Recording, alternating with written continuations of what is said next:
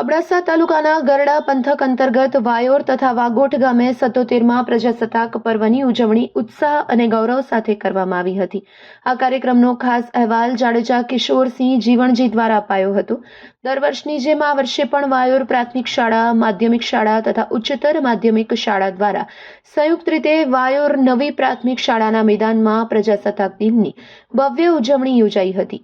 કાર્યક્રમ અંતર્ગત વિદ્યાર્થીઓ દ્વારા દેશભક્તિથી ઓતપ્રોત વિવિધ सांस्कृतिक रजूआत કરવામાં આવી હતી, જેમાં કેસરીઓ ભારત, દીકરી મારી લાડકી, પિરામિડ પ્રદર્શન તેમજ ઝાંસીની રાણી આધારિત રાજસ્થાની નૃત્ય જેવી મનમોહક કૃતિ રજૂ કરવામાં આવી હતી।